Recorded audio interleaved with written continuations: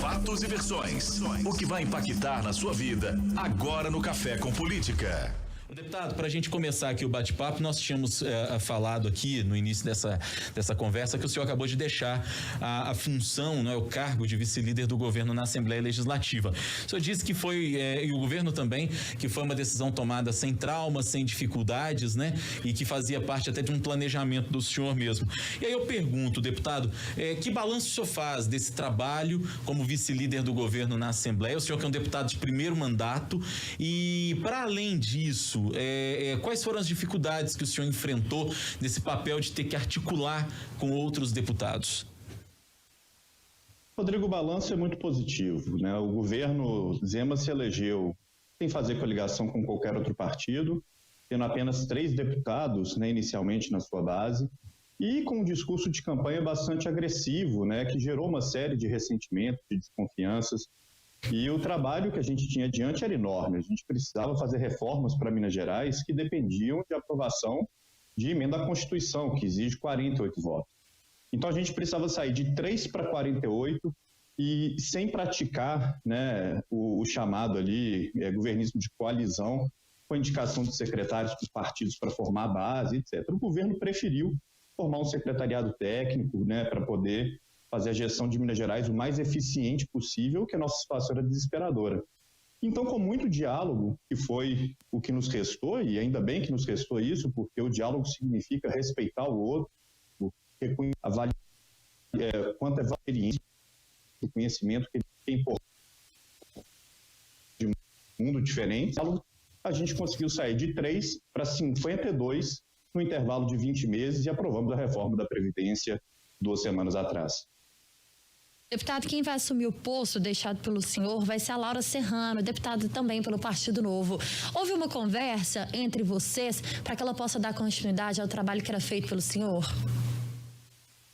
A gente tem muito contato e com muita frequência, né? Os gabinetes trabalham até muito próximos, a gente compartilha experiências a todo momento e eu tenho muita confiança na capacidade dela, no preparo para levar adiante esse diálogo, né? A gente está num ótimo momento, a gente acabou de aprovar a Constituição, que seria talvez a pauta mais difícil de todo o mandato.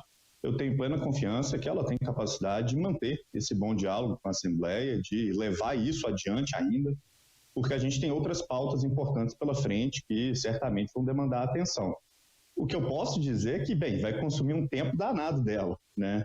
Porque esse diálogo, essa aproximação, certamente é algo que consome muito tempo, como também consome muito tempo estudar no detalhe cada projeto, cada proposta, né, cada ação executada pelo governo para estar sempre apto para conversar sobre ela com os colegas deputados e também com a população de Minas e com a imprensa, né? Ser, de certa maneira, alguém que coloque ali o rosto para dar explicações sobre as ações do governo. Tudo isso demanda muito tempo porque a gente tem que estar preparado em cada vez que vai falar. Ô, deputado, o senhor tocou num ponto que eu gostaria de falar um pouco mais a respeito dele, que é a questão do tempo que se consome, né, de um líder ou de um vice-líder de governo. O mandato do líder ou do vice-líder, muitas vezes, ele se torna, digamos assim, secundário em função das bandeiras que o líder ou o vice-líder precisa defender, das articulações que precisam ser feitas junto aos outros deputados, até mesmo aos outros blocos. Nós sabemos que não é uma função das mais fáceis, exercer esse papel de liderança ou de vice-liderança, esse papel de articulação. Pesou para a decisão do senhor de deixar a vice-liderança o fato de muitas vezes pautas que são suas, que de repente foram pautas de campanha, que acabam se tornando secundárias, que há pouco tempo para trabalhá-las em função do trabalho intenso que vem do governo e que precisa ser negociado na Assembleia? Certamente, Rodrigo, isso foi muito importante, né? Eu, desde a época da campanha e depois da eleição, mergulhando a fundo na situação de Minas Gerais, eu tinha a certeza que Minas tinha 3 grandes pautas para serem desenvolvidas nesse mandato. Primeiro, a gente precisava fazer um enxugamento do Estado. A máquina estava muito grande, com muito desperdício, drenando dinheiro de toda a população de Minas Gerais. A gente conseguiu fazer isso no ano passado com uma reforma administrativa que cortou quase pela metade o número de secretarias, algumas dezenas de milhares de cargos. A gente precisava também fazer a reforma da Previdência, porque ela era o que gerava o maior desequilíbrio na conta pública e tinha um problema adicional, o problema só estava piorando com o tempo. Então, a reforma da Previdência, muito urgente, foi feita agora, 2 semanas atrás. E a terceira pauta, que eu acho essencial para Minas, é retomar o crescimento. E eu tenho a convicção que, para a gente retomar o crescimento, mais importante do que atrair o grande investimento, uma fábrica que se instale em Minas Gerais, que vai beneficiar uma região, é a gente fazer a desburocratização do Estado. Simplificar a vida de quem quer trabalhar, de quem quer empreender, produzir, para que a gente possa, em todo o Estado, e não apenas numa ou outra região que atrai investimento, mas em todo o Estado, permitir que quem é pequeno, quem já está morando aqui, tire seus sonhos do papel, saia da informalidade, possa crescer, gerar emprego, renda.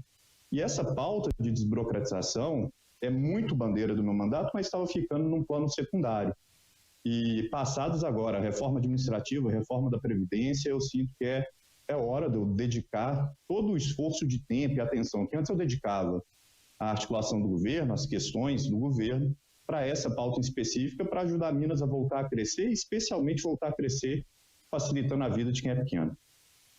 Como o senhor bem lembrou, é uma bandeira defendida pelo senhor desde o começo do seu mandato. De lá para cá, o que mudou, deputado? Bem, nessa pauta a gente avançou bastante, Alita. A gente montou no ano passado a Frente Parlamentar pela Desburocratização, reúne 41 deputados unidos, né, mais diferentes partidos, ideologias, mas unidos nesse objetivo de simplificar a vida do cidadão mineiro e com muito diálogo, porque, bem, a gente sabe que de dentro do nosso gabinete a gente não vai ter resposta para tudo, muitas vezes não vai saber nem qual é a pergunta.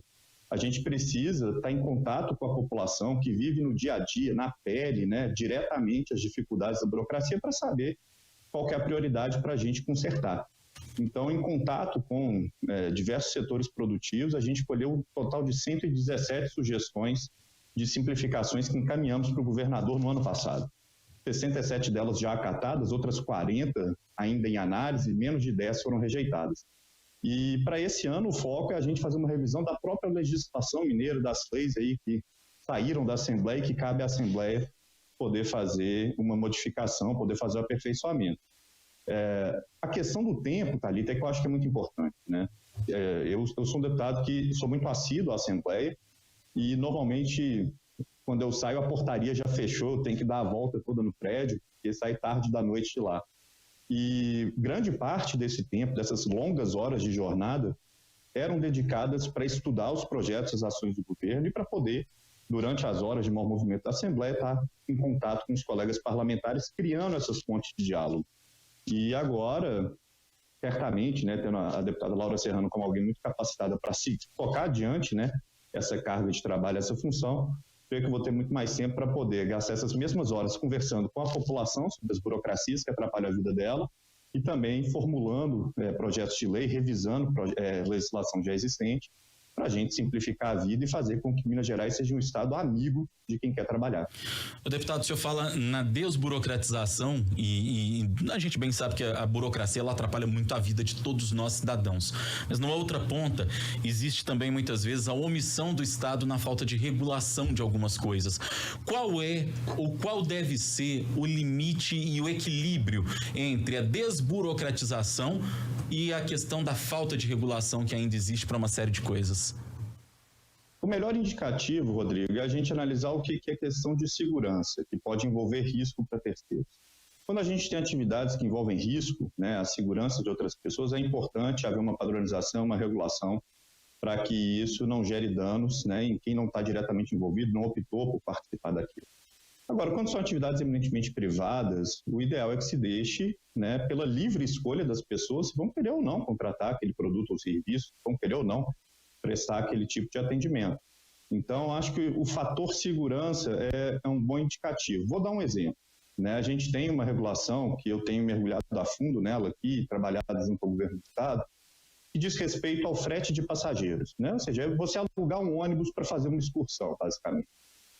Eu entendo que a regulação deva se preocupar, sim, com as condições do pneu, do cinto de segurança, né, com todas as questões relacionadas à segurança do veículo. Se o condutor está habilitado, tudo isso é importante. Isso precisa estar na regulação. Mas a nossa regulação vai muito além disso. A nossa regulação determina que o mesmo grupo que vai na excursão tem que voltar. Não pode ninguém só ir, não. Tem que fazer a ida e a volta. Determina, por exemplo, que todo mundo tem que ter o mesmo objetivo. Então, se a gente faz uma excursão, né, para Juiz de Fora, por exemplo, e uma pessoa do grupo quer fazer uma entrevista de emprego, a outra quer visitar um parente, uma terceira quer só fazer turismo, não pode. Isso não tem nada a ver com segurança. Isso é uma regulação que ela é desnecessária e só limita a vida das pessoas. Limita quem quer viajar, que não vai poder contratar frete nessas condições. Então não vai ter uma opção, muitas vezes vai pagar mais caro. Limita a vida de quem quer trabalhar, porque a pessoa que eventualmente quer pegar um ônibus, colocar para prestar o serviço, colocar sustento dentro de casa, também não vai poder. Pior a regulação que parte do governo do estado e que precisa urgentemente ser modificada. E exemplos como esse a gente tem aos milhares, né? E quem vai ter a melhor condição de reportar cada um deles para a gente é quem vive no dia a dia e na pele a dificuldade, para que a Assembleia e o meu mandato especificamente seja um canal de solução e não propriamente quem vai ditar quais são as soluções. Hora do bate-pronto. No Café com Política, hora do bate-pronto. Você já conhece o quadro, são perguntas objetivas e respostas igualmente objetivas, aquele ping-pong com a gente, está combinado, deputado? Combinado. Para começar, deixar a vice-liderança do governo significa dedicação de tempo para as pautas essenciais ao crescimento do Estado, mas a continuidade da mesma lealdade, compromisso e apoio ao governo Zema, de quem tem muito orgulho de ser um parceiro e aliado. Desburocratização. É urgente para Minas voltar a crescer, a pauta mais importante para o Estado nesse momento. Minas e a retomada da economia. A retomada da economia vai passar essencialmente por dar liberdade para as pessoas trabalharem e permitir que quem é pequeno possa tirar seus sonhos do papel e sair da informalidade. Muito mais do que atrair o grande investimento, é facilitar a vida de quem é pequeno, dando liberdade.